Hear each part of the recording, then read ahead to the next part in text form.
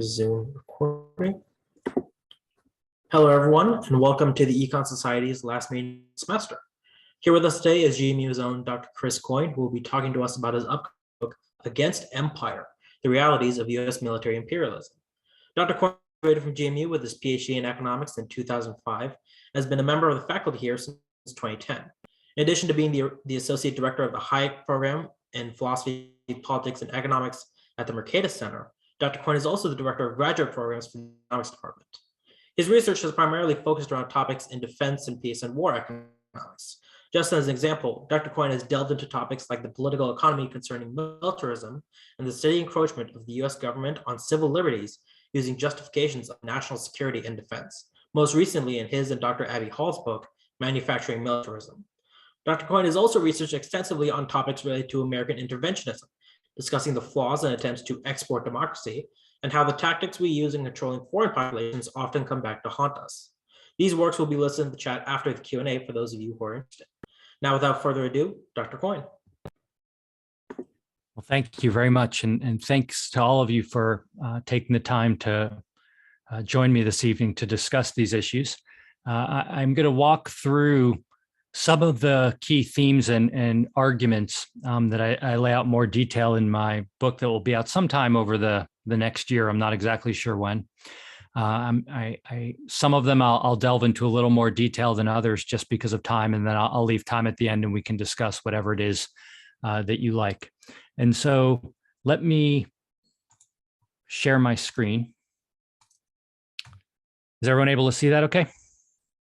Okay. And let me start by saying that this is a American-centric discussion. And the reason it is US-centric is because the US government is the most dominant force in the international space.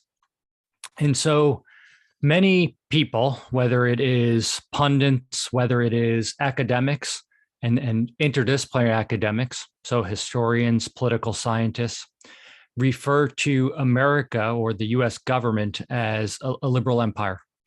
And the strategy that empire supposedly adopts is one of liberal hegemony.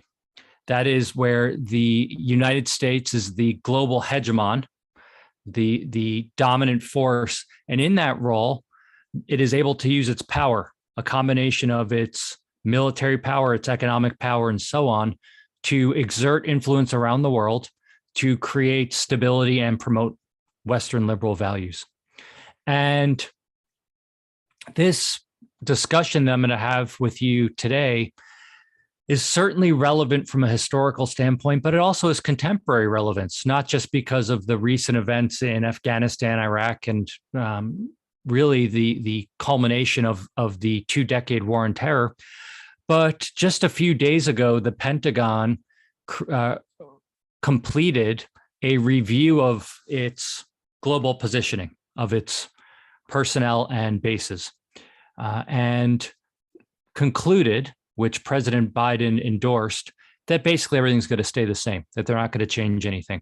And just to give you a sense of what that entails, it's about 250,000 soldiers and related personnel around the world. And that is the personnel, that 250,000 personnel is located in about 150 countries.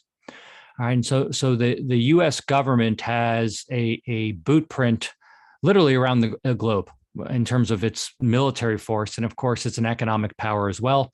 And these things are intertwined. The key word here, of course, is liberal. And so when people talk about the United States government as an empire, they don't talk about it in terms of how historical empires were oftentimes discussed, which was in terms of conquest, in terms of acquiring land, territory, capturing markets, in terms of enslaving people and so on. Again, the idea is that the United States government in projecting its power is going to spread liberal values. So what's liberalism? Well, liberalism is the philosophy of freedom, of individual freedom. And while there's, disagreement perhaps, or perhaps a better way of putting it is points of emphasis or different points of emphasis on what liberalism entails, I think this list I have here is relatively comprehensive. And so the idea of liberalism at its core involves a respect for human dignity, an appreciation of intellectual humility regarding the ability of elites to design and control the world, an appreciation for voluntary choice, the ability to associate with others as you so choose, spontaneous order as contrasted with planned order, the ability to express yourself, the ability to engage in voluntary exchange, to experiment with innovation and entrepreneurship, and so on. A deep commitment to toleration, to pluralism and cosmopolitanism. And so the idea of that because people are either originally from or currently reside in some different geographic space does not create some kind of in-group and out-group, does not automatically create enemies, but rather creates opportunities for peaceful interaction. And finally, a commitment to peaceful solutions to interpersonal conflict. It doesn't, the idea of liberalism doesn't pretend that there is no conflict. It doesn't pretend that there are threats in the world, but instead what it emphasizes is that to the extent violence is employed, it is a last resort, truly a last resort, that all peaceful means to resolving disputes should be exhausted prior to relying on force. And so the standard model people have, if I had to kind of lay it out, would look something like this. It's very linear, and you have a fiscal brain. The term fiscal brain comes from James Buchanan, Nobel laureate in economics, who's one of the founders of public choice. And in an early article in the 1940s, when Buchanan's kind of sketching the foundations of public choice, he referred to how economists treat the state as a fiscal brain. And the fiscal brain in Buchanan's telling is a supercomputer that can calculate the optimal quantity of goods and services to provide in order to maximize social welfare. And defense is part of that. And so the defense brain is the idea that the state can provide defense in the appropriate quantities and qualities to protect the people that live under the state, both their person and their property. That the power associated with the provision of defense will only be used to advance the public interest, that it won't be abused, that it won't undermine liberty and freedom. And the standard justification for a proactive U.S. presence throughout the globe is that actions are going to be taken which generate liberal outcomes. We're going to have public goods provided domestically, but also we're going to have global public goods. We're going to spread freedom. We are going to protect people and especially the most vulnerable.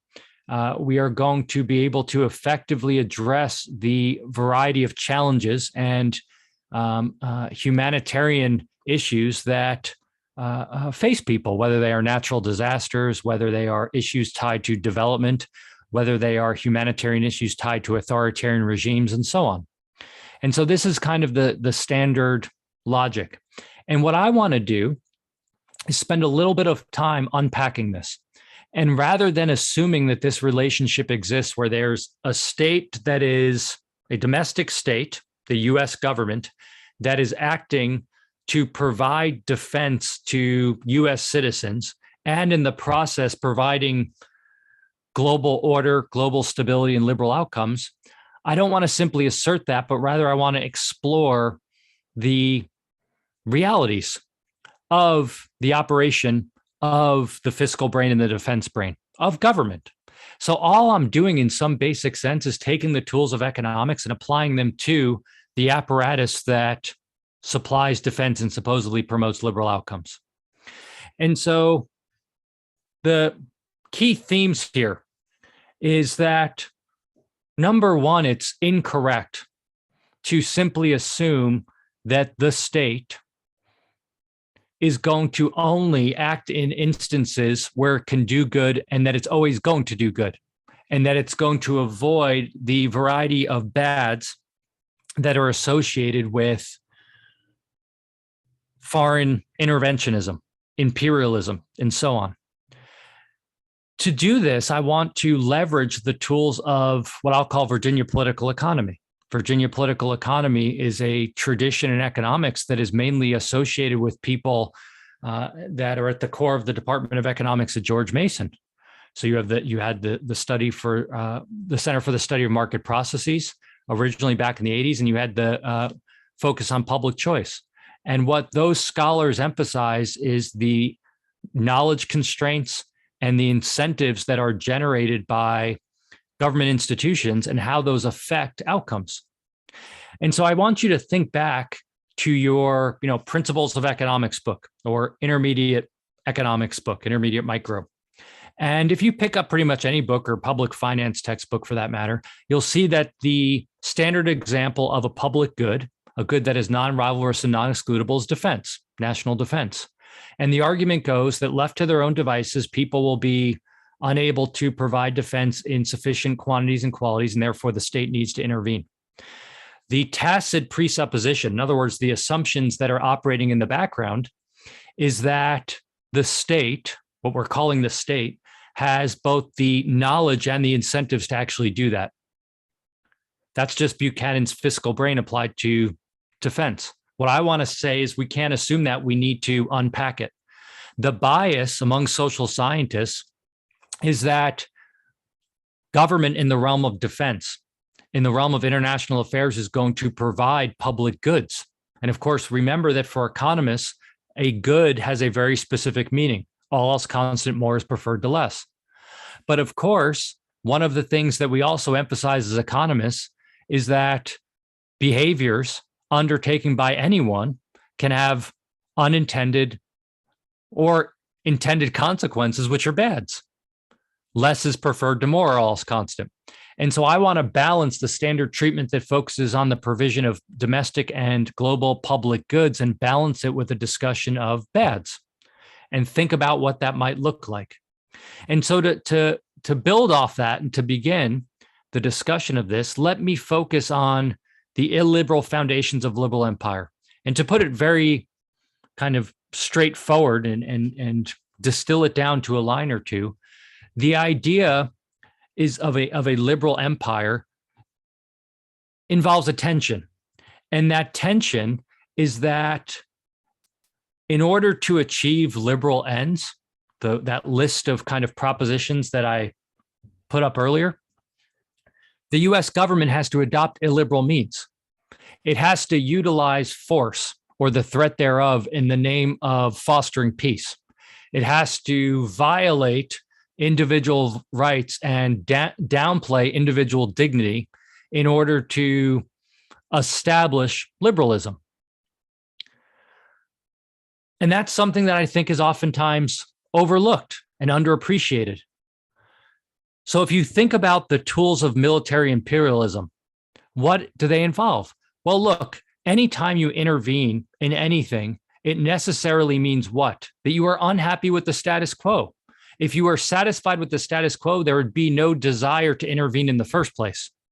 The very purpose of an intervention is to change what's happening towards your preferred end.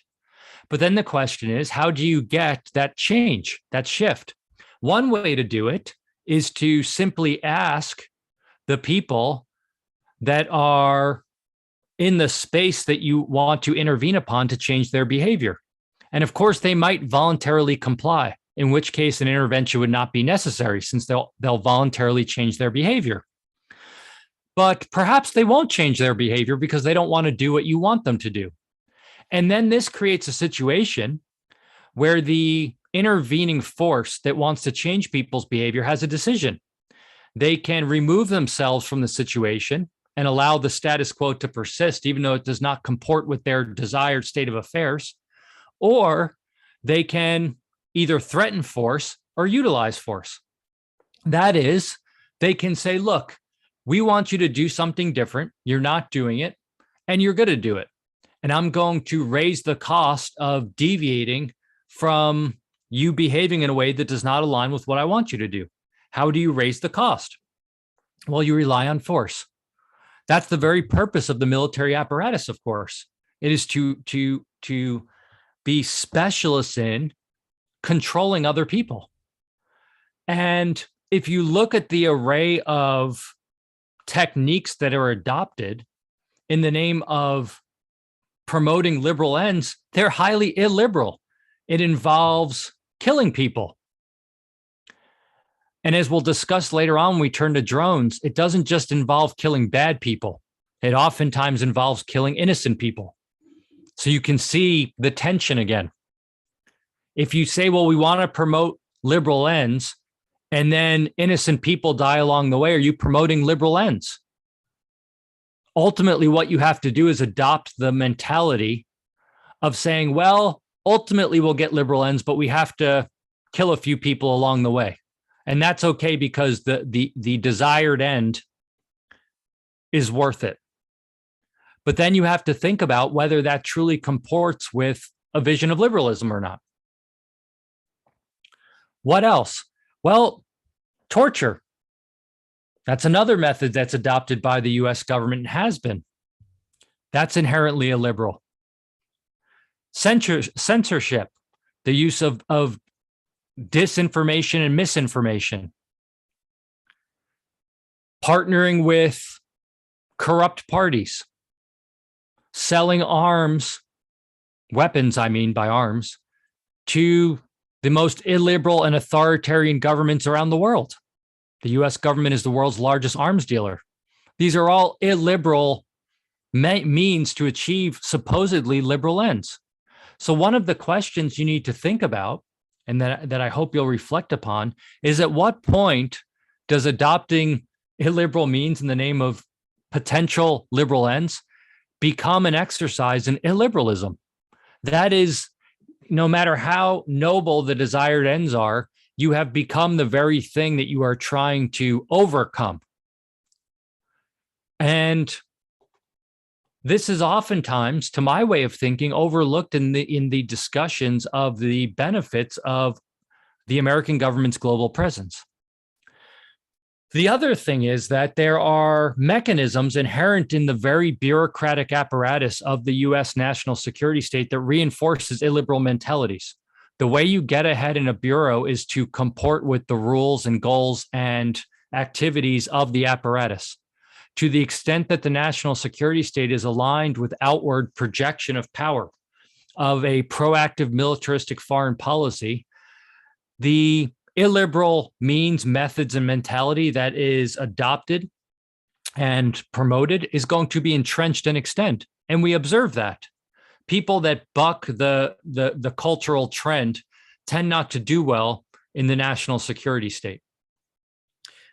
Domestically, you also get illiberal outcomes and you get illiberal activities. And so again, remember the underlying model is that the US government is going to do things which promote, defend, and enhance liberty and freedom at home, liberalism domestically and internationally. But as many people have documented, war, situations of crisis are the time where there is the most stress put on domestic constitutional constraints. That is, it is those situations where there is the greatest likelihood that government powers are going to expand domestically in the name of addressing the crisis. And again, if you look at episodes of war, and not just declared wars, because that's relatively few in the history of the United States, but if you actually look, the number of years that the U.S. government has been engaged in foreign intervention abroad far outnumbers the number of years throughout the country's history that it has not been engaged in foreign intervention. And so one can easily argue that the U.S. government has always been at war from very early on in its history up to the present. But in any case, what happens is that as state power expands and becomes more centralized, because that's what's required to carry out a proactive foreign policy. The national government carries out foreign policy. It has to take more and more power and control over domestic life in order to project that power abroad. And certainly one of the things that happened as part of the war on terror is that the entire world became a battlefield, including the United States, because, of course, the US government had to expand the scale and scope of its operations in order to protect against the possibility of the terrorist threat. Potential terrorists, which could be anyone, which of course resulted in things like what? Massive expansions in the surveillance state, massive expansions in the militarization of domestic policing, and so on. Again, all of these things are inherently illiberal activities in the name of supposedly promoting liberalism. So then we move on and you say to yourself, okay, so you have illiberal foundations of liberalism. And then you start thinking, well, what is required to operate an empire, this massive apparatus? And you have to understand the sheer magnitude of the US empire. As I mentioned at the outset, there's about 250,000 US personnel, members of the military and supporting personnel abroad. The number of bases and installments, depending on what you look at, ranges anywhere from 600 up to close to 1,000. That's abroad. Domestically, the US government, when it comes to matters of national security, has created entanglements with numerous industries, ones that are oftentimes looked. We know the main ones, the kind of main defense industry players. But many people don't know, of course, that in order to operate this massive bureaucracy, you need what? You need technology partnerships. You need partnerships with accounting firms. You need partnerships with healthcare firms. And so the defense apparatus is entangled domestically with pretty much every area of life. You'd be hard pressed to find industries domestically that don't have some engagement with the military sector. And so one of the often overlooked costs of a large military and empire apparatus is the connection between the growth of government, not just in terms of monetary expenditures, but in terms of the entanglements between the government and the private sector. And it is truly massive. You know, we talk about this idea of political capitalism or state capitalism, and some people call it cronyism. And these aren't just one-off relationships. These are entrenched relationships between the state and the private sector that emerge because of the very nature of the arrangement, which is the government needs private producers in order to produce goods and services it consumes as part of the military sector. The military sector, private firms, can sell some of their goods to civilians. It's what we call dual use products. But many of the goods it produces can only be sold to government. And so it has an incentive, it being the private sector, has an incentive to do what? To lobby government for not just maintaining the status quo, but to expand the military sector. What else do you get? You get things like what's called the revolving door, the movement back and forth between the private and public sector. So if you go look at many former generals, for instance, in the military, many of them do what? They go into the private sector. They either end up on the boards of major military firms, or they go start their own consulting firms, or they become lobbyists. And you say to yourself, well, why do they do that? Because that's their human capital. That's what they've built skills up in. And they're able to leverage those skills to earn a significant amount of income by facilitating relationships between the private sector and the public sector. Empire produces what people refer to as an iron triangle. And the iron triangle is a relationship between Congress, between bureaus, and special interest groups. Special interest groups are private interests. And all of the interests of these groups are aligned. There's no political force that has a strong interest in reining in the security state, in shrinking the scale and scope of government domestically and internationally as it pertains to empire. And that's problematic. It's problematic not because I say so, but from a fundamental issue with constitutional political economy, which is as follows. The fundamental risk, of course, with government is that when you give government power to do something, it can use that power potentially for good, but it also can use that power to pursue the narrow interests of those who are in control of the apparatus. The concern is that without appropriate checks and balances on that power, the power that's given to government will be used to feather the nests of those that are politically connected, whether they are in government or outside government and who are entangled with government. And that's precisely what happens. You look at the operation of the military sector, and it's peak cronyism. You would be hard pressed to find a industry, a sector in the US system that is a better representation of cronyism, of political capitalism. And what do we observe? We observe exactly what we would expect to observe: waste, fraud, abuse. And again, you don't have to take my word for this. I don't have time to go into it, but you can just look up the various efforts to audit the Pentagon. I'm talking about basic accounting audits. And to date, the Pentagon has not passed an audit. In fact, it was only able to subject itself to an audit a few years ago, even though under federal law, it was supposed to be subjected to audits for several decades. All major agencies are. And you have to ask yourself, well, when you have this massive apparatus, which can't keep basic track of its books, so basic accounting standards, meaning that if a private firm behaved in that way, it would be driven out of business, and you're using other people's money, and there's no real strong checks and balances on what they do, what do you expect to happen? You expect fraud, waste, and abuse. And that's exactly what we observe.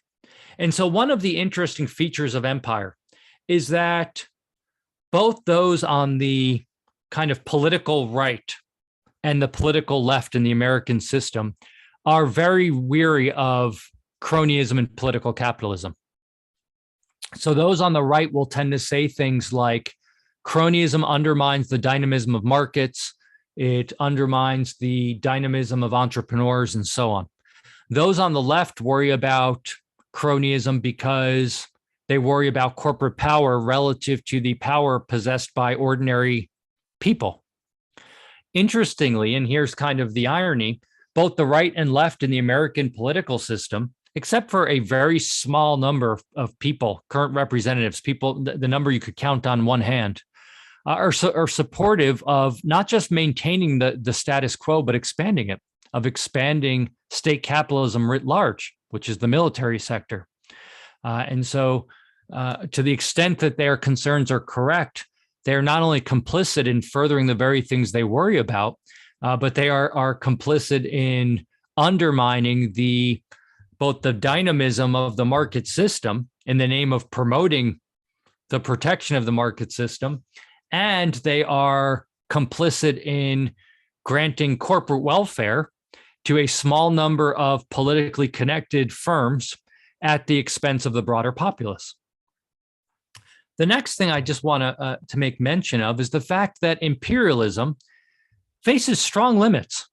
Again, a lot of people talk about imperialism as if, it's just a matter of designing a better plan, of getting the right people in charge. And so political parties often blame the other side for when things go wrong. But to my way of thinking, that neglects the inherent constraints that interventionists face. And perhaps the main constraint, and there's really two, but the one I'll focus on to start is knowledge. And the knowledge constraints are severalfold. One is that liberalism, as the outcome of a set of institutions which generate liberal outcomes, is not something that is the subject of design and implementation. You can't simply design and impose a liberal order. The reason you can't is because a well-functioning liberal order requires an underlying set of beliefs and conditions in order for it to sustain. And those underlying beliefs and conditions can't be dropped down or forced upon people. You cannot stick a gun in someone's face and tell them to be free unless they want to be free. On top of that, there's knowledge constraints within institutions. You can't plan development because development is the outcome of a process. That process is one of discovery and experimentation through entrepreneurship. And so that places severe limits on what interveners can hope to do. Afghanistan, of course, and Iraq being the two latest examples, sadly, of the failure to appreciate these constraints. What's another set of constraints? The political system itself.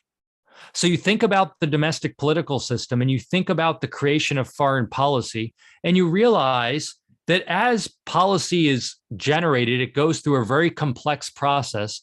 And by the time it's actually implemented, it looks nothing at all like the original design. Moreover, there are an array of domestic pressures, political pressures, that influence policy, often for the worse, often in a way that is at odds with what the proponents of interventionism purport to want to achieve. And when that happens, it's going to lead to dysfunction at best, if not outright failure. And again, what's at stake here is not just failing, but human well-being. One of the risks, of course, when you intervene in the name of making people better off is that you might make them worse off. And when that happens, the intervention, it's not just a matter of wasting resources, but of actually reducing human welfare. And again, if you just spend a little bit of time looking at the history of Afghanistan and Iraq, following the initial interventions in the early 2000s, you'll quickly realize that there was massive infighting and dysfunction in the U.S. government as various agencies and people attempted to control and influence policy, as people tried to grab as much of the resources available as quickly as they could, and so on. And the result was dysfunctional policy and ultimately failure. And so one of the things that I want to make mention of is that a lot of talk about foreign intervention is grounded in moral rhetoric. The United States or Western governments have a moral duty to help people that are less fortunate, to intervene in situations to make the world a better place. And that may or may not be true, that there's that moral or ethical obligation. Economics proper can't tell us what's moral or ethical. We need to move outside the realm of economics and move into the realm of ethics. But what economics can do is help us understand whether moral claims have any weight to them. And here's what I mean by that. You might say, well, you have a moral obligation to intervene and help people under this scenario. And I say, okay, what means will you use to achieve that moral obligation? You say, well, the military combined with development experts, combined with humanitarian experts. And then we think through the various incentives and constraints and unintended consequences that might emerge. And we very well might conclude that given those constraints and given those possible unintended consequences, that there's a real possibility that you will do more harm than good. If that's the case, if it's the case that interventions will do more harm than good, then something that appears to have moral weight to it actually has no moral weight whatsoever. Because the claim that there's a moral obligation to do good by intervening actually does bad. And the best you can do in that scenario is actually to refrain from intervening, given the high likelihood that you will generate real harms.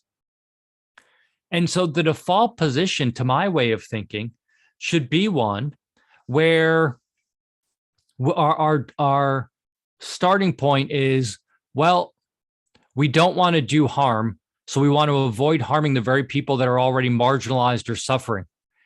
And then the onus is on those who want to engage in the intervention to make the case. So let me just briefly touch upon two examples to kind of provide some illustrations of what I'm talking about. And there's many others. The war on drugs in Afghanistan, I think, perfectly captures both the power of the basic economic way of thinking for understanding the world, but also the limitations of empire. The US government, when it intervened in Afghanistan in the early 2000s, put combating poppy production. So poppy is Afghanistan's the dominant producer of poppy globally. Poppy is used in the production of a variety of drugs, including heroin. And so what the US government tried to do is crack down on poppy production. All right. Now, all I need to do is show you one graph to illustrate what happened, which is this. This is the amount of land under cultivation. All right. So if you start in 1986, that's during the Soviet period when the Soviets were invading. Then you move to the rise of warlords, then the Taliban. And that solid line in the middle is right before the United States intervenes. To the right of that line is post-US intervention. So this is from the United Nations Office on Drugs and Crime, and it's the amount of land, all right, measured in hectares. A hectare is about 2.5 acres, 1 hectare. So take a look at that. That is, at a minimum of what we know, $9 billion spent on combating drugs. And more land is under cultivation as compared to prior to the US intervention. If that's not abject failure, I don't know what is. So what explains this? Well, economics explains it. If you know anything about the economics of prohibition, you know that when you make things illegal, you contribute to crime.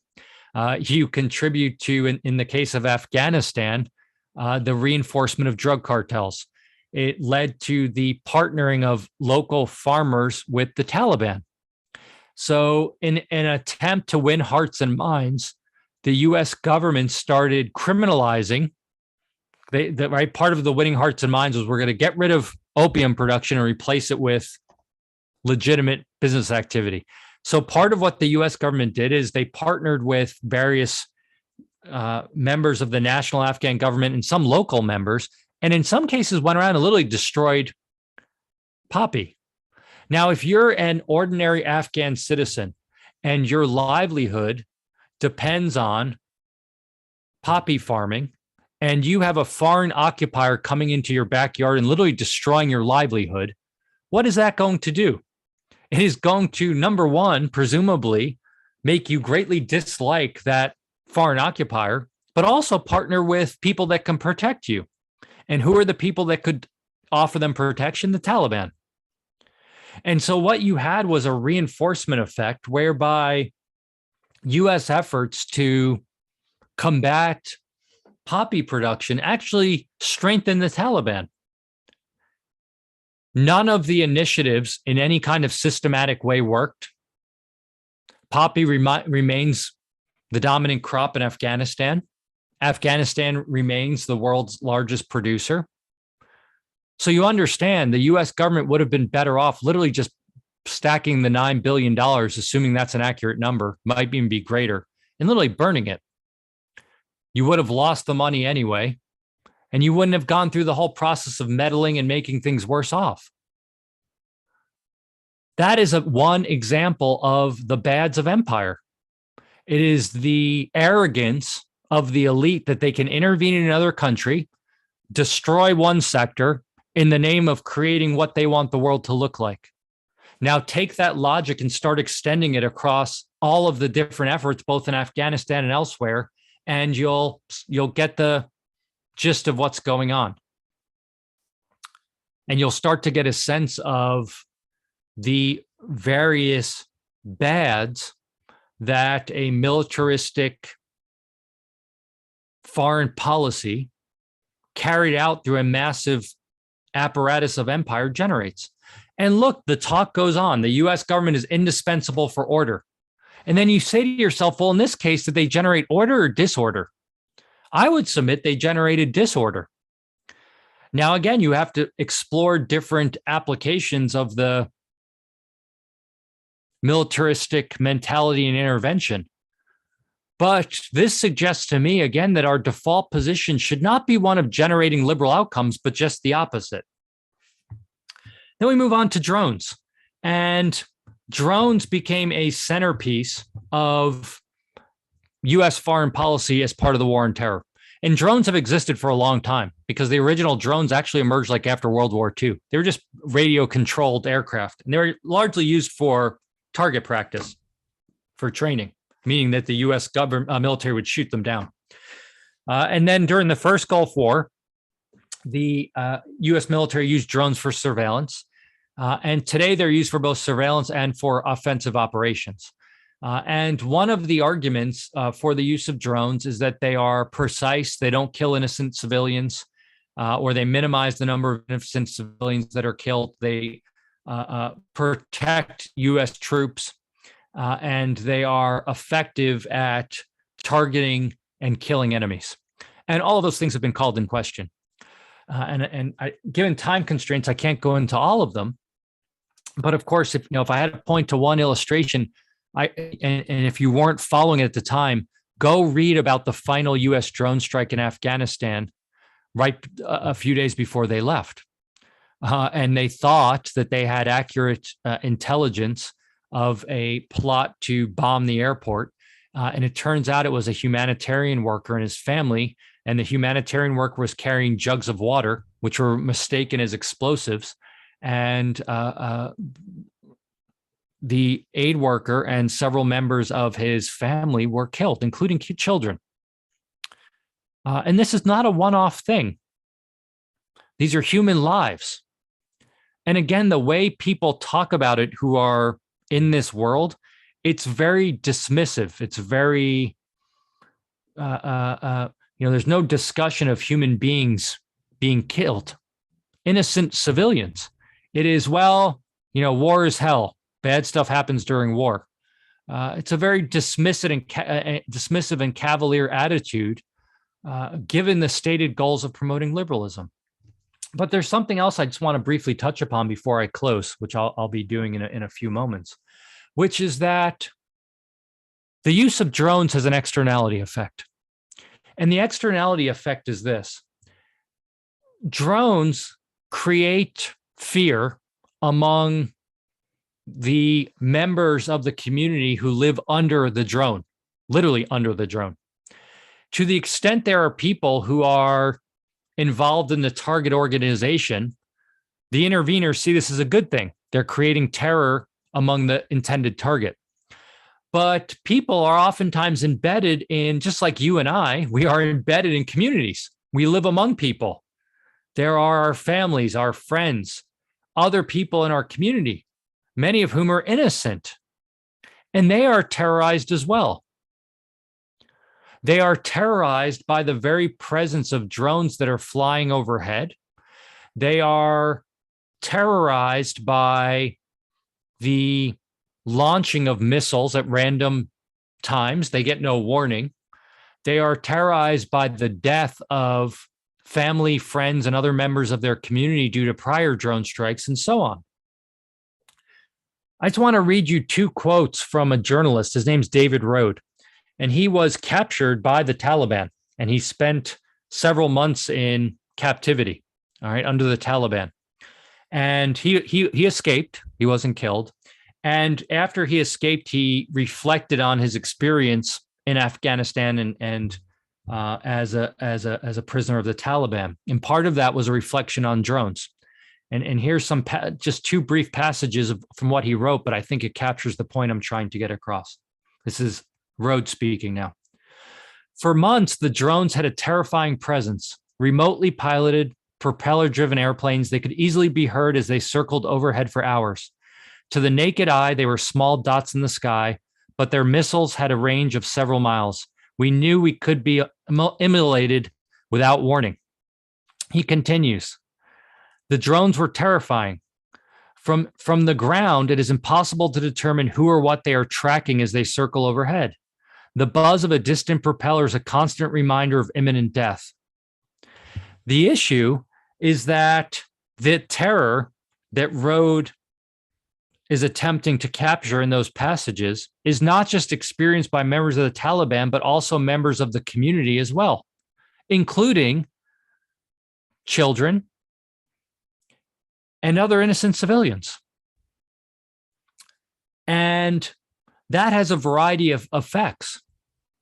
I mentioned the effects of the possibility of being killed or maimed, but also there's massive psychological effects. I mean, think about for a second in the United States following 9/11. All right. Whether you remember experiencing that, or you've talked to other people who experienced it or read about it or watched documentaries, there was genuine fear, panic, certainly on the East Coast in New York City, Washington, D.C., and so on, but throughout other parts of the country as well, as people feared for their well-being. Now imagine if a foreign government flew aircraft overhead where you live, and their intention was only to get the bad people as defined by them. But every once in a while in doing that, they kill innocent people. Or you might be sitting at home with your family and you hear missiles striking people. And the next day you find out that a member of your community or perhaps a member of your family suffered grave injury due to that. Think about how you would feel. And so again, the way that people talk about drones is a very US-centric way of talking about them. They're only going to be used for good. They are effective at killing people that we want to kill. They are net good because they kill bad people. And what gets downplayed is the well-being of people that have to live in these societies. The fact that they are being intervened upon. The fact that there are significant unseen costs in terms of psychological effects.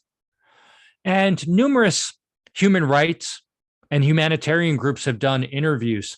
You can find them online. If you're interested, I can send them to you if you email me. Of people who have lived under drones. And they discuss just how it changes daily life, things that you and I take for granted. You know, when either you are younger or if you have siblings, or for those of us who have kids, just letting your kids go outside and play and knowing that they're safe, knowing that you can walk down the street and be safe.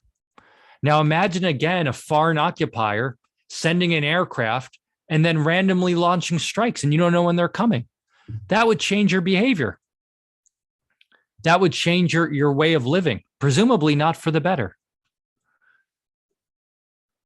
So let me close, and then we can spend a few minutes talking about things. I want to suggest that we need to rethink American empire. And my premise is simple, which is the failure of government empire is significant. And the failure is just as much so in foreign affairs as it is in domestic programs. So again, irrespective of where you fall on the ideological spectrum, people on both the right and left point out various failures that they find unsatisfactory in domestic programs. Those on the right say, well, if you allow government to engage in central planning of healthcare, of education, and so on, it's going to lead to disastrous outcomes. Those on the left fear, as I mentioned earlier, corporate welfare, whether it's subsidies, whether it is various breaks given to certain businesses. Why do they fear those things? Because they fear it leads to reductions in human well-being. Yet both of these groups wholeheartedly endorse a massive security apparatus that does all of those things and much worse. And so you have to understand that carrying out empire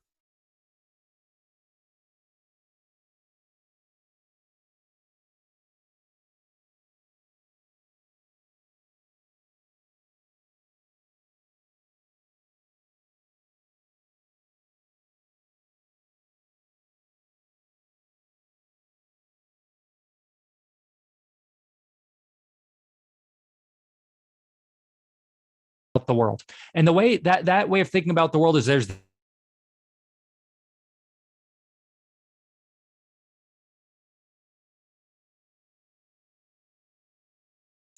Sorry about that. My connection went out there for a second. Can you hear me? Okay. The other point I want to just mention is that a proactive foreign policy and empire creates a mentality whereby there's the elite and everyone else in the world, and that things are a zero-sum game. There's the US and there's China. There's Iran and there's America. And there's no way that they can coexist. They're going to be at odds with each other. And therefore, showings of force, either the threat of force or actual force, needs to take place in order to maintain order. Perhaps, but perhaps those things contribute to disorder. And so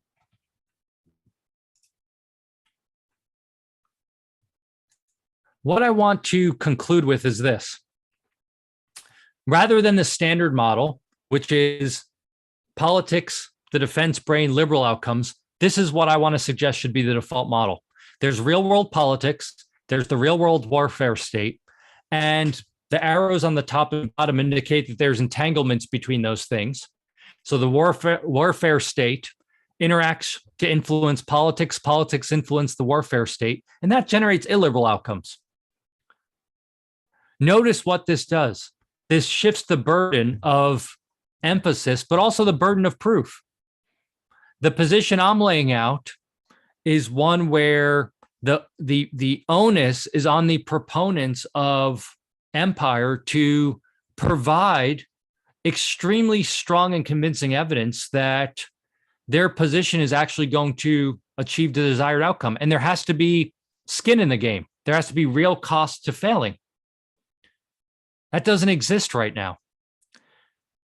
And so at a minimum, I would submit that what this means in terms of actual policy is making moves to reduce the global bootprint of the United States military.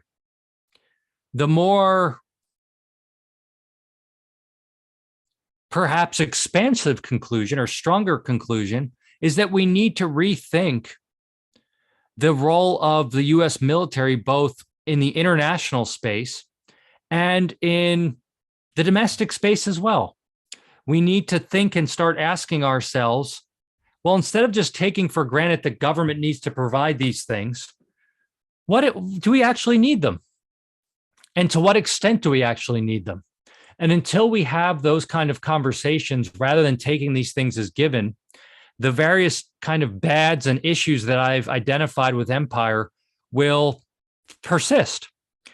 They'll persist because there's no way to push back on it, because the system, once it exists, which it does, is self-perpetuating.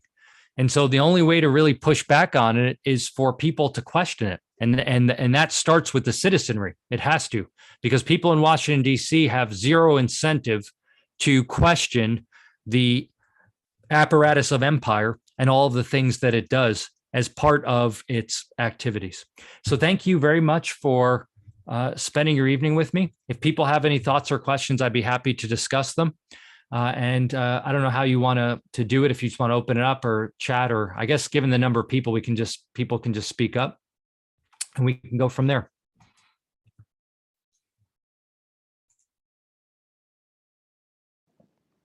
Hello, Professor.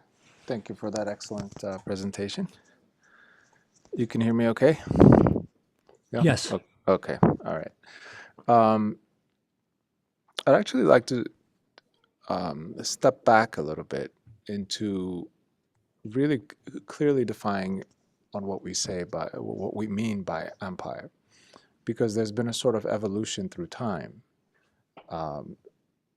Sort of the golden age was sort of the 1800s, post sort of like that Bismarck period when basically the major European powers put out a map, and even it's actually a function of nation states developing, then sort of coalescing into a greater power than some provincial power, principality, then consolidated within nation states.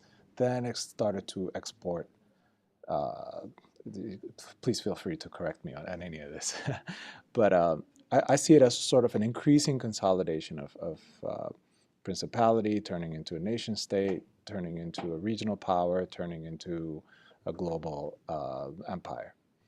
And following that evolution and coming all the way up until the, say, pre-World War II period, there was a sort of a tacit acceptance of the right to rule, right?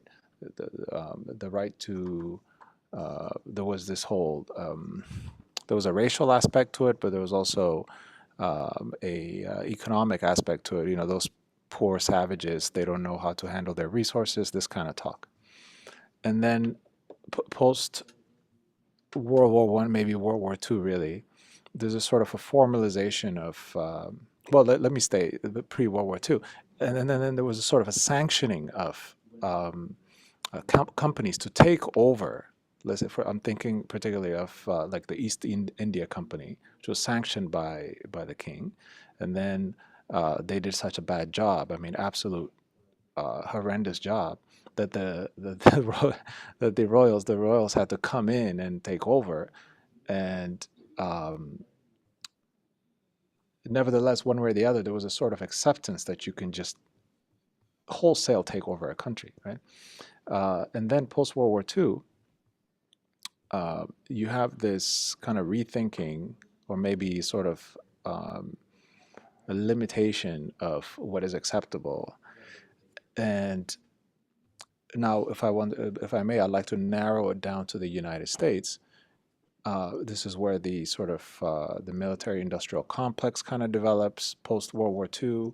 This is where the economic element starts to really blur the line between what is the state and what is the sort of private interests that live off the state. You know, you went deeply into that, everything from military equipment producers to healthcare to accounting firms and so on. And all of us being here in the Washington, D.C. area, we have an up-close look at that. So what I would like to ask you is the modern definition of, you know, within the context that you're talking about it, what is the exact delineation between government, those that live off of it, sort of now it's called the deep state or whatever, and how do we delineate that? Can we delineate, like, can we draw a line and say, I'm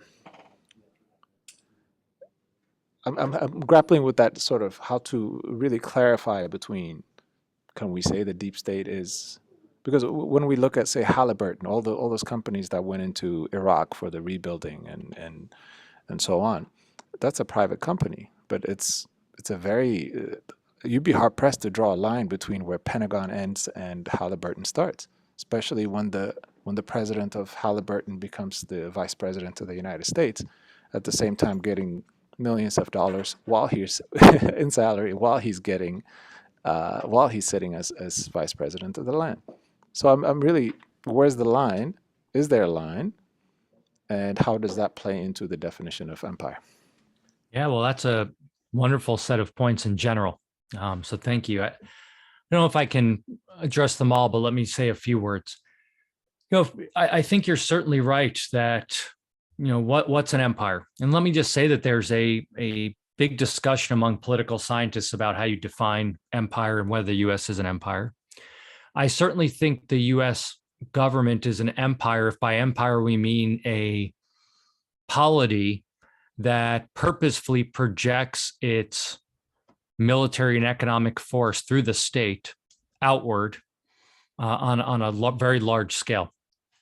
So it's different from a traditional empire, and you touched upon some of these in your comments, because traditionally empires, as you correctly noted, were driven by expansion not just of their power, but for the purpose of acquiring land, oftentimes partnering with private firms to expand markets. In the past, slavery, to enslave people. It was often undertaken under the guise of humanitarianism. So you think of like King Leopold and his various interventions in the Congo and elsewhere, which were all driven by humanitarian type rhetoric, at least on the face of it. Meaning that he was That's what the language they used, but the actual actions were as far from humanitarian as you can get. As you mentioned, there was, the white man's burden type logic, the lifting up the savages who are incapable of ruling themselves. And the United States is different, and today, but even the United States evolved. Today what we call the United States. It's called America, the American Empire. I personally view it kind of in three phases. You could delineate it however you wanted to, but I think there's three phases. The first is kind of the early to mid 19th century and westward expansion in what today we call the United States. So this is the Louisiana Purchase, the Florida Purchase, the annexation of Texas, the Oregon Treaty. This is the idea of manifest destiny that kind of was the animating spirit. Manifest destiny is kind of the belief that settlers had some kind of duty to expand westward and to spread their values with them. And so that's kind of phase one. Phase two, the way I think about it, happened in 1898. And that is when the Spanish-American War happened. And the reason this matters is because it is the main initial instance of overseas military imperialism. When the U.S. government went outside of its direct borders into another area, but even that was limited to the Western Hemisphere. Of course, entangled in this, that's 1898. In the early 1900s, in 1904, you get the Roosevelt Corollary to the Monroe Doctrine, and the Roosevelt Corollary basically established the America as the regional police, which kind of codified the possibility of imperialism. And then, so that's the second main phase. And then the third phase, again, which you touched upon, really is during the World Wars, and really World War II, as you correctly noted. And something major happened in World War II, which was there was a marked shift in U.S. focus. And by World War II, I mean the buildup to World War II, the actual U.S. or American participation in World War II, and then the aftermath. And so you now get a focus on global primacy, so being the world's police. You get a focus on creating a permanent war economy, because in the wake of World War II, remember, you get the Cold War. The Cold War is a war against an ideology. And the idea was that, well, America needs to be prepared both domestically and for international intervention. So that requires ongoing preparations for war.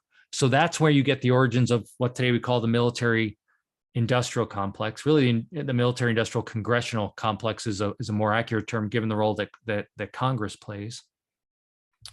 And what's happened over time is that the US government doesn't really do things to acquire territory anymore.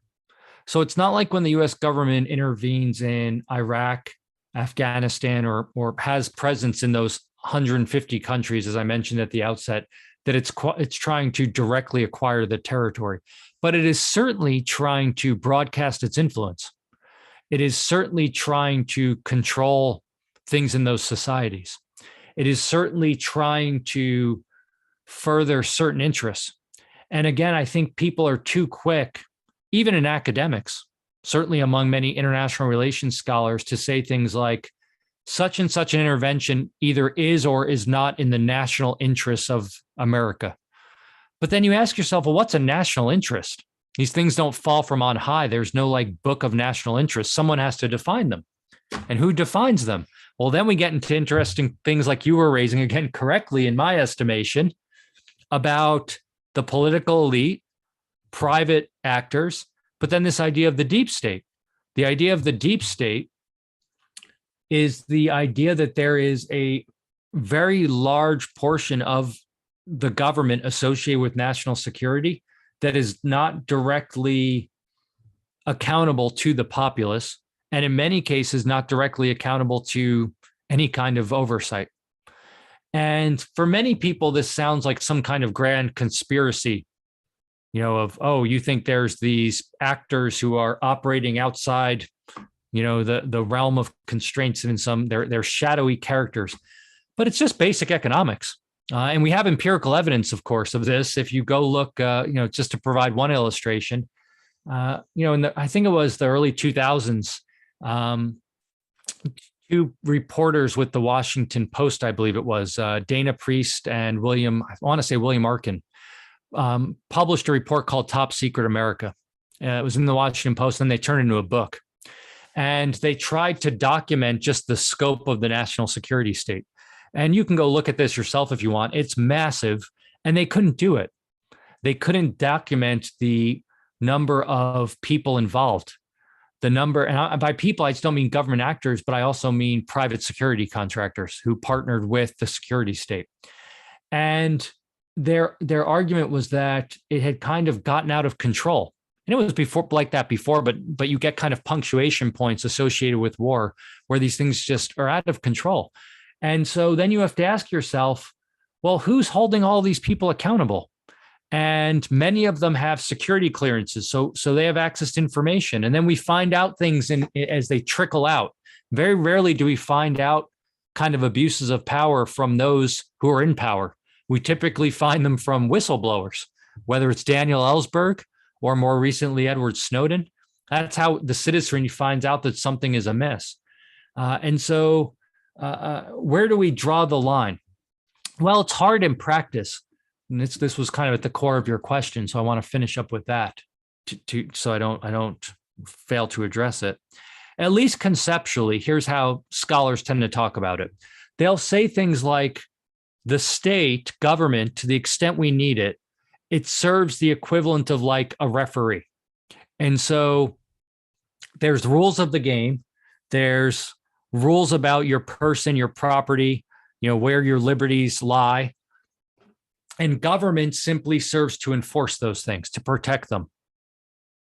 So from this standpoint, government only does value-added things. It does things that the people want. It can provide you courts, it can provide police, it can provide defense. If a community thinks that government should be involved in education, it will provide education. From this standpoint, government is a purely productive, value-added entity. Where things get murky is real life. And the reason it gets murky in real life, of course, is because government can never simply stand outside and serve as a referee for all the reasons we've discussed, the entanglements with the private sector and so on. And so you're certainly right that there is a blurriness to this. There's no clear black and white. And the Halliburton example you used is a quite a good one, I think. There's many others. And so to some extent, the best we can do is try to delineate and analyze specific contexts where this takes place to understand the dynamics of that relationship.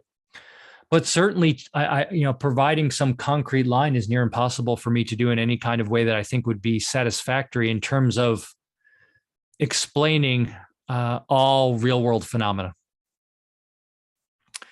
But I do know this.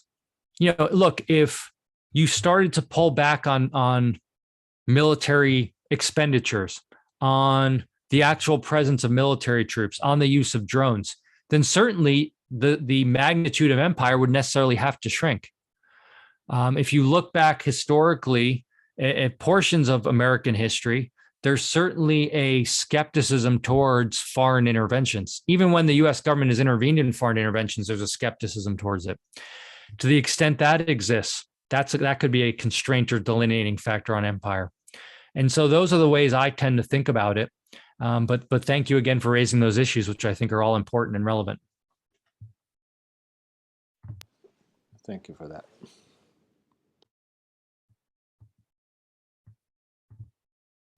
So I do have a question. I'm going to try my best to sort of make this a cohesive thought. But one of the things that I kept bringing back to was something that I know that you had discussed before, which is instead of handling the foreign affairs through violence and through the military, but handling it more with financial incentives and, creating those economic incentives to implement liberalism instead of the, military. And again, correct me please if I'm butchering any previous conversation, but And one of the things that I kept bringing back to was a book. I don't remember the third author, but Dr. Virgil Storr and Stephanie Halfley had written about community, revival in the wake of disaster, and how when we see natural disasters, the small businesses and the businesses are what help recover from that, as opposed to the government coming in and like swooping in and doing all of those sorts of things. And I'm sort of wondering if that approach should be taken to sort of handle, like foreign intervention, but then it's also, is that even, I mean, for lack of a better way to say it, is that even like our business? Like, should we even be trying to do those things in the first place, And then the other part that I kind of kept bringing back to was sort of with, what we're seeing with all, with the tariffs and everything that's happening right now. That's a non-violent economic way that we are impacting other countries. And I just sort of would like to hear your thoughts on the effectiveness of doing that. I mean, of course, with the free market, you don't want to, tariffs are not good. You shouldn't, be doing those sorts of things. And obviously we're having a lot of consequences that we're seeing domestically and foreign from those. But I don't know if any of that made any sense. I kind of would like to hear your thoughts on the financial incentives to enforcing liberalism in foreign countries, but then also any relevant thoughts on the tariffs that we're seeing right now. Yeah, well, those are great questions. So Laura groups the third offer for the book, the community revival book that you mentioned, which is very relevant. So I'm glad you brought it up. And I read that book. I've read it several times. I read that book as emphasizing the importance of local community relationships in resolving collective action problems. One collective action problem that the authors of that book focuses on is on recovering from natural disasters. But of course, there's many collective action problems in the world. And I like that because, among other things, it makes clear that people have the power to act in a proactive and innovative way in order to resolve those collective action problems. And so how does that matter for foreign affairs? I could potentially see it mattering in many ways, and I'll just touch upon a couple. But one is that rather than seeing, to go back to the discussion related to the previous question, people as being helpless in other societies, people as being kind of helpless to improve their own well-being, helpless to help other people, the members of their community. One way to think about the world is that they're people, and people, just like us in America, people abroad have the ability to be proactive, to be innovative, to come up with ways of resolving the challenges they face. And they have the incentive to, more often than not. The reason why is because they live in those communities. Just like when you and I live in our communities and we face challenges, we have an incentive to help resolve them to the extent that we're part of a community. Because community can incentivize people. It doesn't have to be through a monetary or financial incentive, just identifying with a community and being part of that group. Or it can be things like the expectation of, I'll contribute to helping other people because I want to reinforce the expectation that if I'm ever in need, other people will help me as well. So therefore, I'm capturing part of the benefits in terms of the expected support from other people. How else might that matter? Well, another way that might matter is that rather than thinking about the kind of standard way people think about the world in terms of nation states, which oftentimes is a very zero-sum way of thinking about the world. I mean, even go back to the war on terror with President George W. Bush at the time. You're either with us or against us. It was very clear. There's like two broad categories. You either do what we want or you're against us. That's a very zero-sum way of thinking about the world. And as I mentioned now, Russia, China, North Korea, Iran, it's all zero-sum, or excuse me, negative sum. right? Someone's going to gain at someone else's expense. So they're going to build up their defense. We need to build up ours. And maybe that's the way the world is, but there's an alternative way of thinking about the world, which is that there are things that we don't like about the world. There are people that annoy us. There are people that we don't like, but we don't have to fight with them. We don't have to threaten them. I mean, one way I always think about international affairs is to think about it in terms of our own domestic lives. And when we move about in our own domestic life and we face conflict or potential conflict, we can always resort to violence or the threat thereof to fix it and resolve it. But most of us don't. We navigate the conflict through compromise, through diplomacy, through complacency. Just saying that person annoys me, that person bothers me, but I'm just going to let them be. And I think that's over an underrated strategy because, of course, it's at odds with politics, because in politics, you always have to look strong by flexing. But why? When you flex a lot of times, you create what's called a security dilemma, which is if you flex and threaten people, they feel less secure. So then they feel like they need to flex back to show that they're strong. And then you get kind of an arms race type logic, which actually leads on net to the world being no safer and perhaps more dangerous, because now there's a whole, kind of apparatus of weapons that if there's an accident with them can lead to massive destruction. So then this leads to the second part of your question, which I also thought was excellent, about tariffs and what we'll just call protectionism in general. Tariffs being one manifestation of protectionism in practice, which is that one can make the argument that protectionism, that imposing barriers against other people, undermine peace in two ways. Number one, protectionism by definition precludes people that would have engaged in exchange from engaging in exchange. Notice that you wouldn't need a protectionist measure if people weren't going to trade with other people. The only way protectionism works is if it actually blocks people from trading. If you understand the basic theory of trade, you understand that that is inherently welfare reducing. Why? Because when people engage in exchange voluntarily, they expect themselves to be made better off.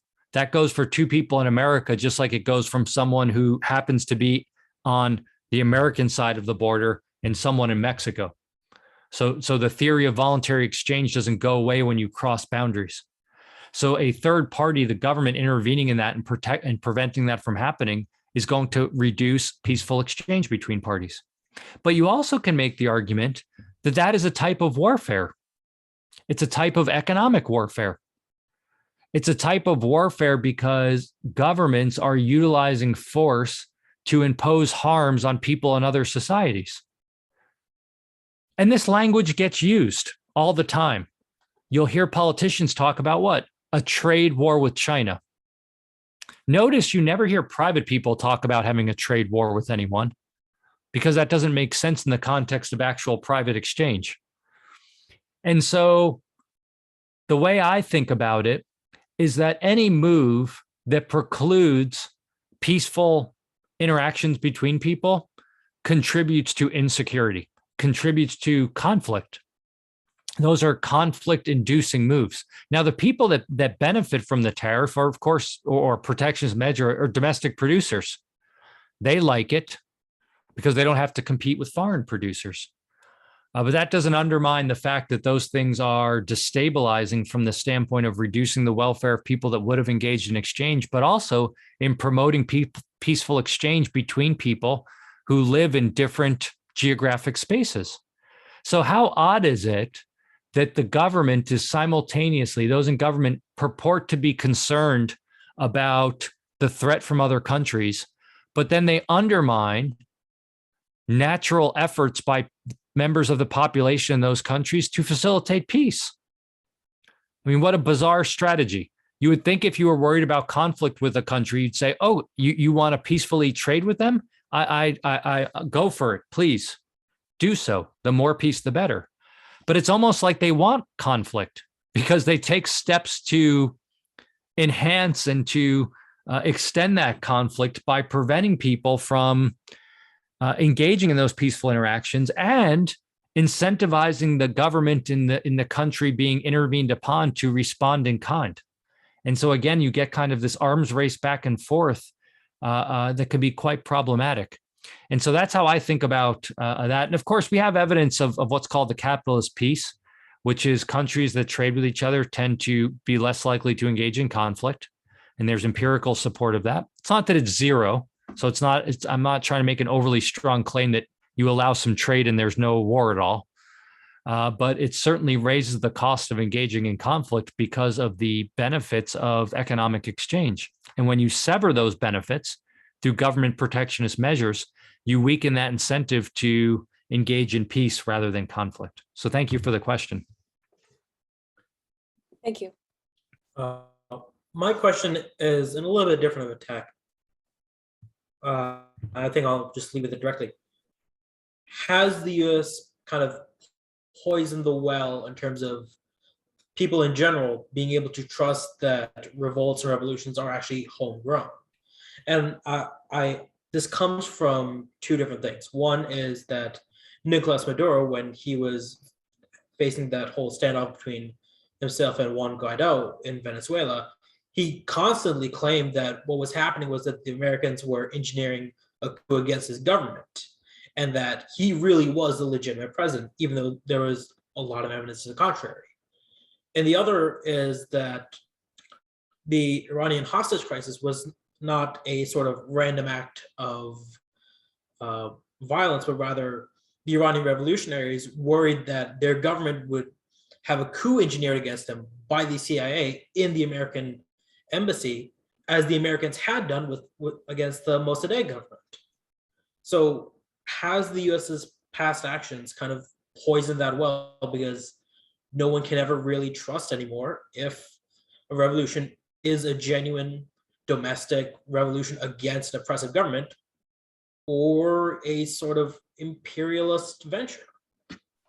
Yeah, that's a great question. And I'm not sure I have an answer, but I'll say this. I'm not sure it's poisoned the well, but I do think that it is a reality, as you point out, and has a long history, a reality with a long history. And it does raise some important questions. And so let me just say a little bit about that.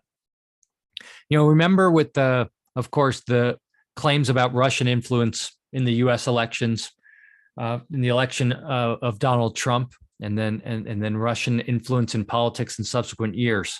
Politicians, certainly of the Democratic affiliation, like to talk about this. And whether you subscribe to that as being accurate or not doesn't matter for the point I want to make, which is it was somewhat disingenuous, of course, because it presumes that this is like some unique thing that I can't believe this happened.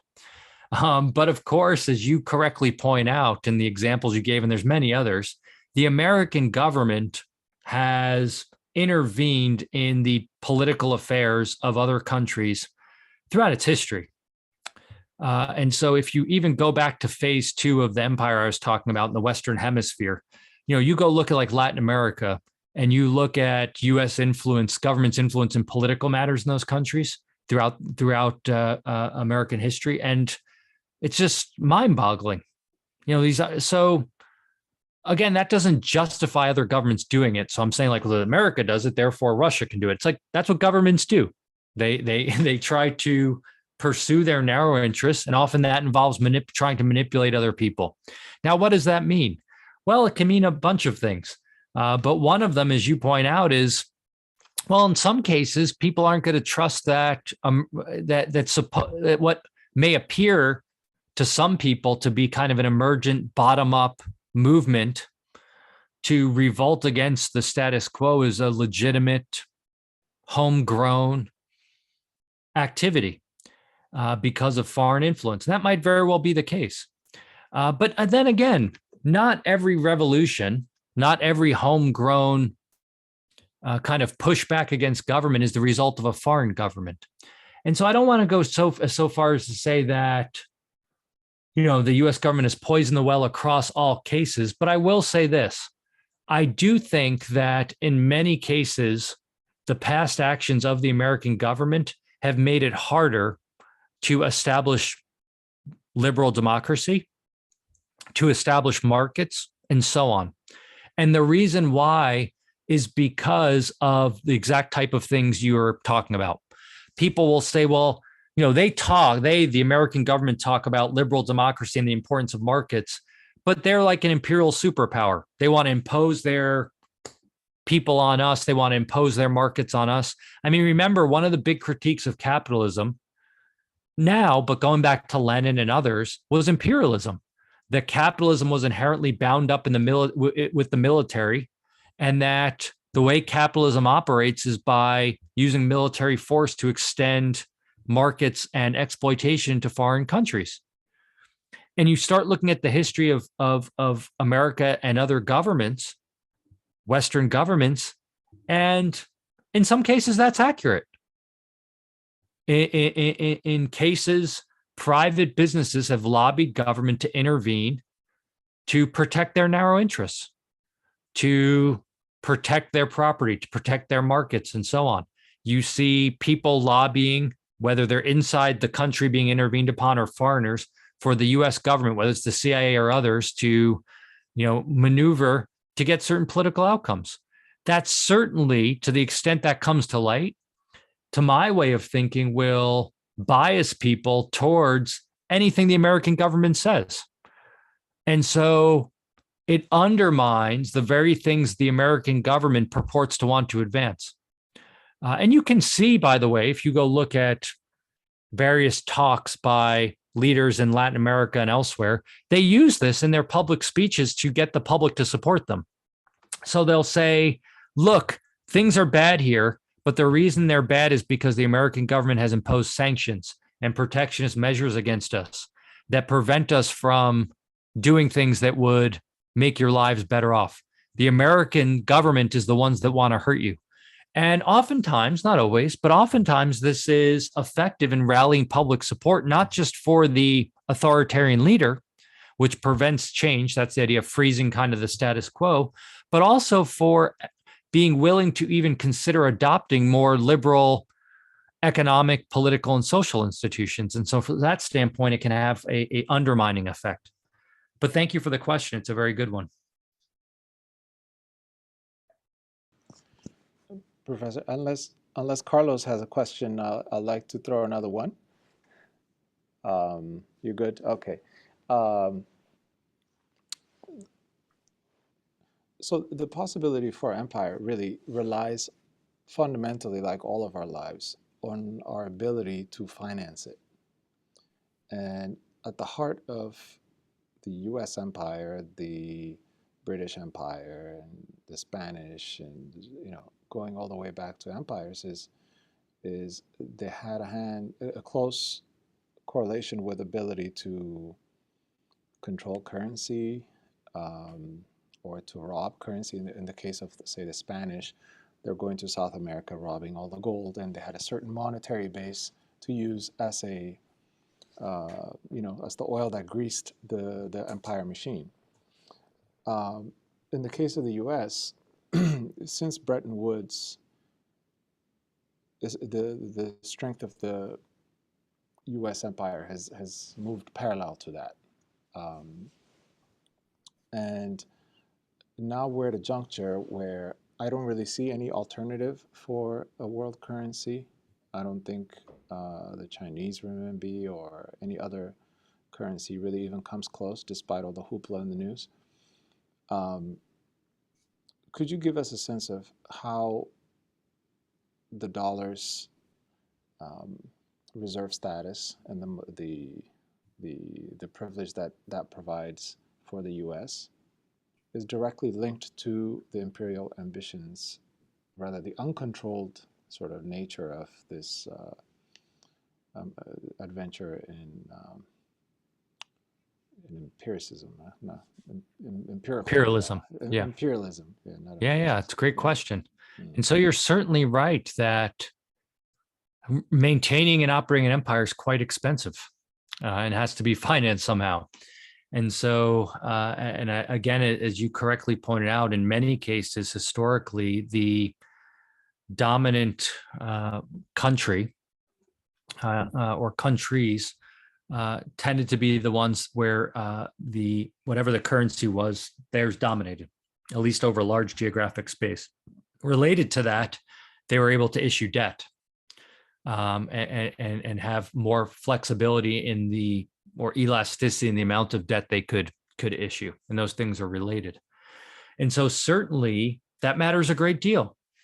I mean, look, the U.S. government, when you take into account all expenditures, it's over $1 trillion a year they spend on military-related matters. That's current personnel, that's interest on the debt, and veterans affairs, nuclear programs, and so on. People, the cost of war project at Brown University estimates that the war on terror is trillions of dollars it's going to cost over time. So these things are not cheap. And so certainly, as long as the U.S. maintains its privileged status as the world's reserve currency, it affords it the ability to continue doing that. As long as the U.S. government continue to issue debt and people will purchase that debt at relatively low interest rates, then it can afford to do that. But here's the thing, if you look back at past empires, they thought the same thing until they couldn't do it anymore.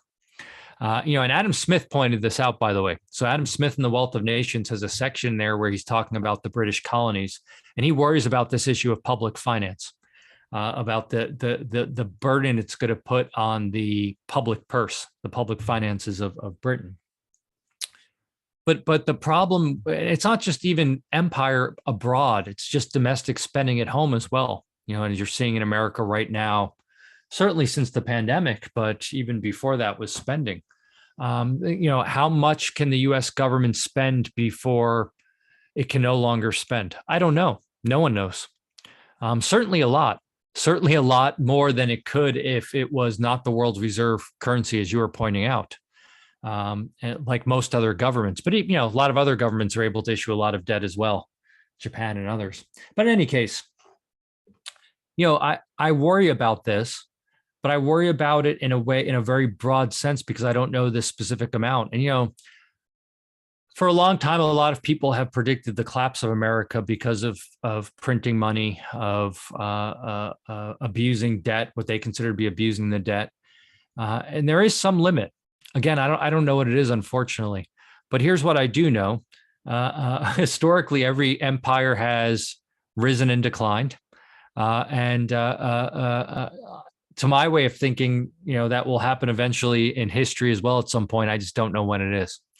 And so, I certainly think I wish people paid more attention to it, but I get the sense that they don't worry too much about it because there's no point worrying about it because they don't incur the cost directly. And good politics is spending money. And so politicians don't directly incur the cost, which is why they're able to spend money and then push it onto future generations.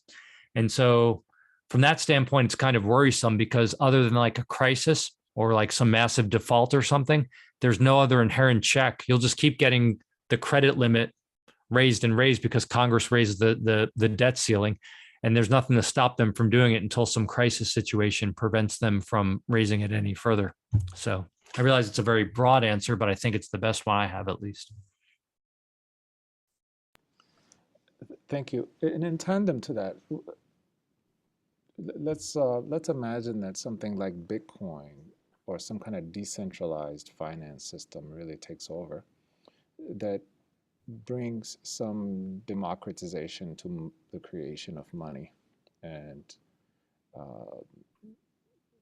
the issuance of money, and then being able to transact without an intermediary of any kind, would be it a bank or a government and so on.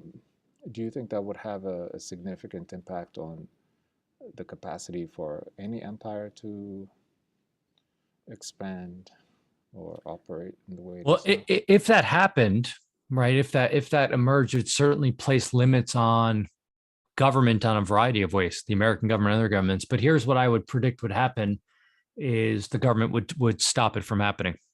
Either on the front end or once it began to become dominant. And you even hear this, I saw some interview with Hillary Clinton. I didn't watch the whole thing, but I read about it where she said cryptocurrency is a threat to the stability and dominance of the American dollar as the world's reserve currency, what you and I were just talking about. So if I had to make a prediction, it would be that, governments don't like competition for their, over their power. And the minute something became viable, as a viable threat, there'd be moves to regulate it at a minimum, if not outright ban and outlaw it. Now, whether they can do that or not, or whether the technological capabilities will continue to evolve, which precludes them from controlling it, that'll be interesting to see. And so, yeah, I think that's the best answer I can give on that for now. Thank you. Very, very interesting discussion. Thank you. And great questions from all the other participants also.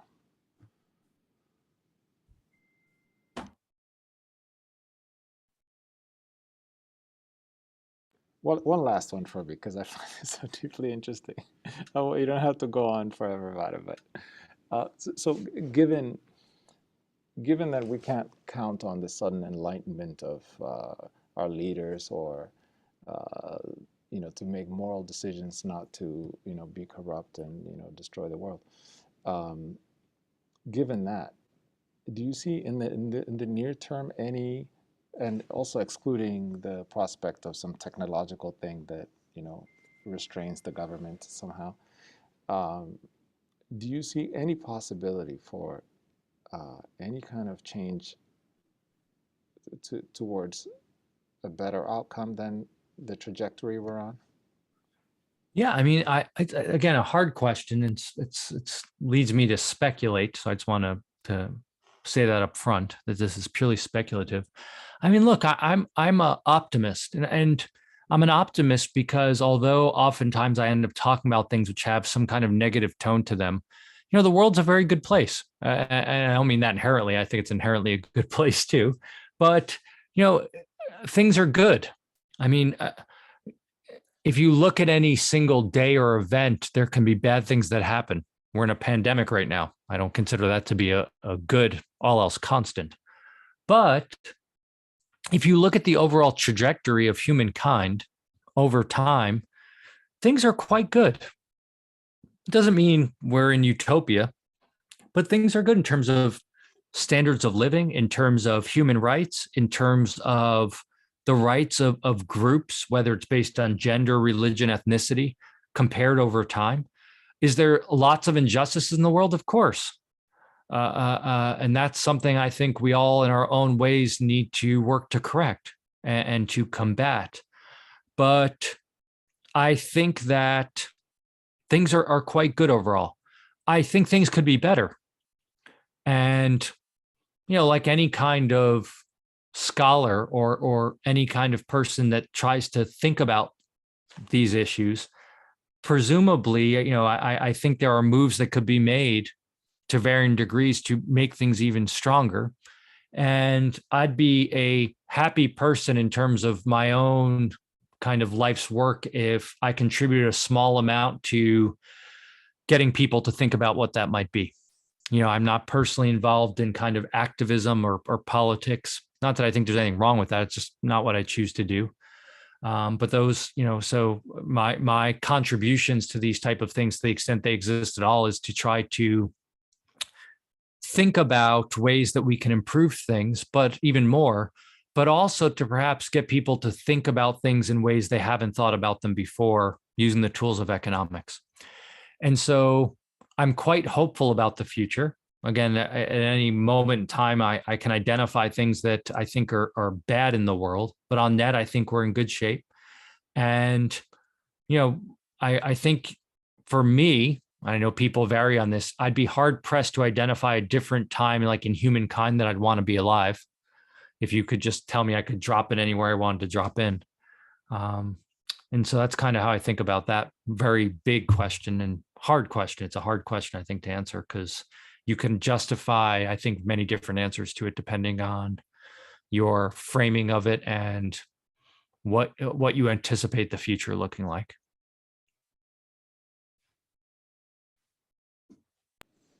Thank you. That's a hopeful and kind answer. Do you teach any undergraduate classes? Yeah, when I first came back to Mason in 2010, I taught a lot. I taught in the Honors College. I taught something called Contemporary Problems in Economic Society. I taught undergraduate Austrian economics. I think it was Econ 403. Then I also taught in the master's program and PhD Austrian economics. But since I became director of graduate studies in 2012 or 2013, I stopped teaching undergraduates during the semester. And I missed it. So then what I started doing is over the summer, I started teaching a joint master's undergrad class in defense and peace economics that I designed. And I taught that several years in a row. This summer will be the first time I don't teach it, actually, because I'm teaching another class. And then I teach in the summer also a second undergraduate class, but not for GMU students. It's through GMU, but it's for the Fund for American Studies. It's a Econ 309, I think, Economic Problems in Public Policy. And that's for students outside of GMU that come here for the summer and they intern in Washington, D.C. and take a class here. And so I teach them that as well. I like that. It's like 60 students and it's all students interested in public policy. So I get to talk about this kind of stuff and a lot of other stuff with them. Cool. I'm taking that class now, the 309 class, and been looking a lot into populism. Yeah. And its phenomenal growth over the past 10 years. And it's signaling, along with the ability for people to communicate online through social media and build these networks, the ease with which people can now network, is speculated to be like one of the drivers of that. But also with that comes a higher level of knowledge about what's happening in the world. You get it instantaneously, not just from gatekeeping media sources, but directly from the ground level. Yeah. So this is, the social media stuff and just information, the democratization of information in general is a pretty fascinating thing. And of course, there's multiple schools of thought on which force dominates, right? On the one hand, like you said, we have access to more information than ever, which is good from the standpoint of there's fewer gatekeepers that can, decide what you and I can access. But then some people point out that there's negatives to that in terms of, whether it's not populism, but just group formation and misinformation and kind of divisions being created and so on. And so which one of those dominates? I don't know. It might be context specific. I would always pick more information as compared to less, and more information democratization compared to less. Definitely. Well, this has been fascinating. Thank you so much. Yeah. Well, thank you all very much. I appreciate you spending your evening with me. I know it's the end of the semester and lots of stuff's going on. So thank you. And thank you for having me. I appreciate it. All right, please come back and do one of these again. Yeah, always. I was the faculty advisor for the Economic Society when I first came back. And then it actually went away for a few years. I think it just lacked student interest. So I'm glad to see it's back and strong. So kudos to you. I know it's a lot of work to run an organization. So I personally appreciate it as a faculty member. So thank you. Thank you for being here with us. Yeah, of course. And keep in touch and let me know if I can be of any help with anything along the way. Of course. If you didn't see before, I've linked some of your works in the chat below for students to refer to. And this meeting will be posted on our YouTube page for those who couldn't make it. All right. Great. Super. Well, thank you very much and take care, everyone. Stay well, okay? All right. Thank you, Professor. Bye, everyone. Yep. Take care. Good night, everyone.